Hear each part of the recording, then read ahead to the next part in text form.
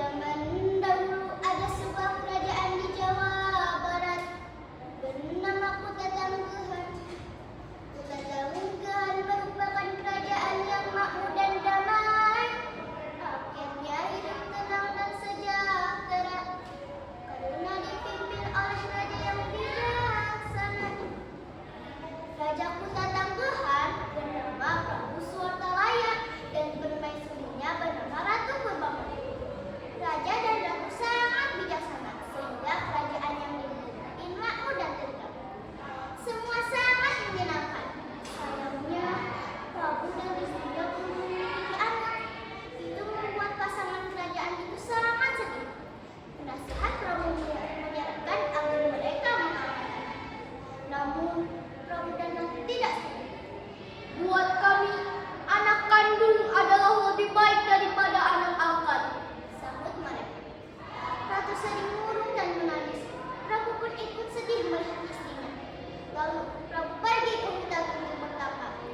Di sana sang Prabu terus berdoa agar dikaruniai anak. Beberapa bulan kemudian keinginan mereka terkabul. Ratu pun mulai hamil. Seluruh rakyat di kerajaan itu senang sekali. Mereka membanjiri istana dengan hadiah. 9 bulan kemudian, Ratu melahirkan seorang putri yang diberi nama Gilang. Penduduk negeri pun kembali mengirimi putri kecil itu aneka hadiah. Bayi itu tumbuh menjadi anak yang lucu.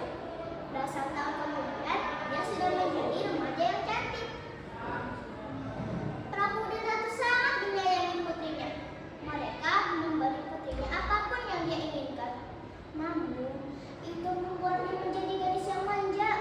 Kalau keinginannya tidak terpenuhi, gadis itu akan marah. Ia bahkan sering berkata kasar. Walaupun begitu, orang tua dan rakyat di kerajaan itu mencintainya. Hari berlalu, putri pun tumbuh menjadi gadis tercantik di seluruh negeri. Dalam beberapa hari, putri akan berusia 17 tahun. Maka para penduduk di negeri itu pergi ke istana. Mereka membawa aneka hadiah yang sangat indah. Prabu mengumpulkan hadiah-hadiah yang sangat indah itu, lalu menyimpannya dalam ruangan istana. Sewaktu ia bisa menggunakannya untuk kepentingan. Prabu hanya mengambil sedikit emas dan permata. Ia membawanya ke ahli perhiasan. Tolong buatkan kalung yang sangat indah untuk putriku, Kata Prabu. Dengan senang hati yang mulia, sahut ahli perhiasan. Ia lalu bekerja sebaik mungkin.